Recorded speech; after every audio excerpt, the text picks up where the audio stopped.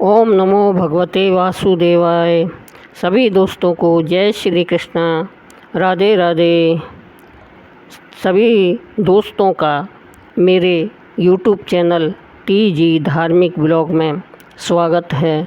दोस्तों, आज मोहिनी एकादशी है तो हम मोहिनी एकादशी की व्रत कथा सुनते हैं। तो इस व्रत कथा को सुनने से 1000 गोदान का फल प्राप्त होता है। आज कलयुग में सभी अपने अपने दुखों से, अपने अपने कष्टों से परेशान हैं, तो इसका दुखों को मिटाने का, कष्टों को मिटाने के लिए एकादशी व्रत एक सरल माध्यम है। तो हमको एकादशी व्रत करना चाहिए और इसके साथ साथ एकादशी व्रत की कथा भी सुननी चाहिए। यह मोहिनी एकादशी है तो यह विष्णु भगवान के मोहिनी रूप को समर्पित है। मोहिनी एकादशी भगवान विष्णु को सभी एकादशियां बहुत ही प्रिय है, जिसमें मोहिनी रूप को समर्पित एकादशी और वैशाख मास का बड़ा महीना होने के कारण यह एकादशी विष्णु भगवान को बहुत ही प्रिय है। तो आइए चलिए सुनते हैं मोहिनी एकादशी की व्रत कथा। व्रत कथा हम दिन में कभी भी सुन सकते हैं, ज़रूरी नहीं कि पूजा के समय ही सुनें, इसको कभी भी सुन सकते हैं। कथा सुनने से पहले भगवान गणेश जी का ध्यान करना चाहिए। ओम गणेशाय नमः मंत्र का ध्यान कर बोलते हुए गणेश जी का ध्यान करना चाहिए और फिर एकादशी की व्रत कथा को आरंभ करते हैं। चलिए। युधिष्ठिर ने पूछा, जनार्दन, वैशाख मास के शुक्ल पक्ष में किस नाम की एकादशी होती है, उसका क्या फल होता है तथा उसके लिए कौन सी विधि है? भगवान श्री कृष्ण बोले, महाराज, पूर्व काल में परम बुद्धिमान श्री रामचंद्र जी ने महर्षि वशिष्ठ जी से यही बात पूछी थी, जिसे आज तुम मुझसे पूछ रहे हो। श्री राम ने कहा, भगवान, जो समस्त पापों का क्षय तथा सब प्रकार के दुखों का निवारण करने वाला व्रतों में उत्तम व्रत हो, उसे मैं सुनना चाहता हूँ। वशिष्ठ जी बोले, श्री राम, तुमने बहुत ही उत्तम बात पूछी है। मनुष्य तुम्हारा नाम लेने से ही सब पापों से शुद्ध हो जाता है, तथापि लोगों के हित की इच्छा से मैं पवित्रों में पवित्र उत्तम व्रत का वर्णन करूँगा। वैशाख मास के शुक्ल पक्ष में जो एकादशी होती है उसका नाम मोहिनी है। वह सब पापों को हरने वाली और उत्तम है। उस व्रत के प्रभाव से मनुष्य मोहजाल तथा पातक समूह से छुटकारा पा जाते हैं। सरस्वती नदी के रमणीय तट पर भद्रावती नाम की सुंदर नगरी है।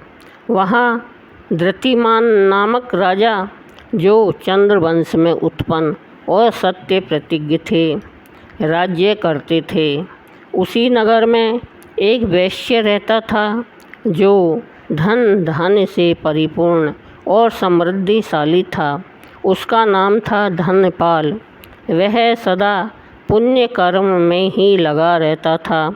दूसरों के लिए पूंसला, कुआं, मठ, बगीचा, पोखरा और घर बनवाया करता था।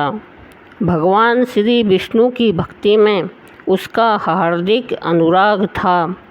वह सदा शांत रहता था।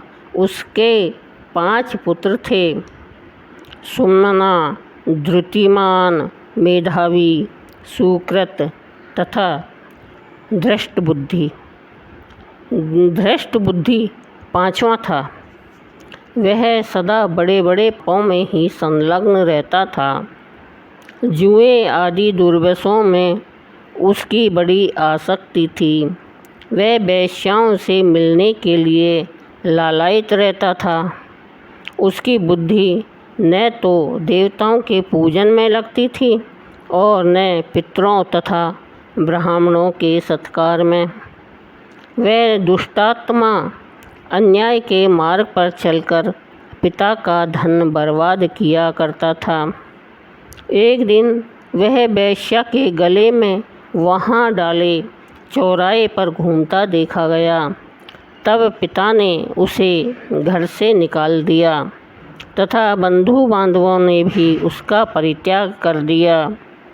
अब वह दिन रात दुख और शोक में डूबा तथा कष्ट पर कष्ट उठाता हुआ इधर उधर भटकने लगा। एक दिन किसी पुण्य के उदय होने से वह महर्षि कौंडिन्य के आश्रम पर जा पहुंचा। बैसाख का महीना था। तपोधन कौंडिन्य गंगा जी में स्नान करके आए थे।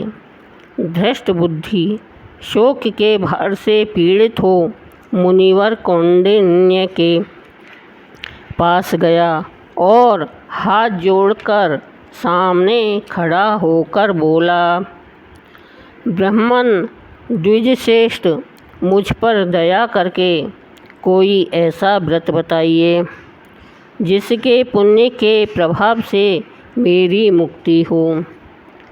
कौंडिन्य बोले, बैसाख के शुक्ल पक्ष में मोहिनी नाम से प्रसिद्ध एकादशी का व्रत करो। मोहिनी को उपवास करने पर प्राणियों के अनेक जन्मों के किए हुए मेरु पर्वत जैसे महापाप भी नष्ट हो जाते हैं। वशिष्ठ जी कहते हैं, श्री रामचंद्र मुनि का यह वचन सुनकर धृष्ट बुद्धि का चित्त प्रसन्न हो गया। उसने कौंडिन्य के उपदेश से विधि पूर्वक मोहिनी एकादशी का व्रत किया। नृपश्रेष्ठ, इस व्रत के करने से वह निष्पाप हो गया और दिव्य देह धारण कर गरुड़ पर आरूढ़ हो सब प्रकार के उपद्रवों से रहित श्री विष्णु धाम को चला गया। इस प्रकार यह मोहिनी व्रत का बहुत उत्तम है। इसके पढ़ने और सुनने से सहस्त्र ही गोदानों का फल मिलता है। बोलो श्री कृष्ण भगवान की जय। बोलो विष्णु देव भगवान की जय।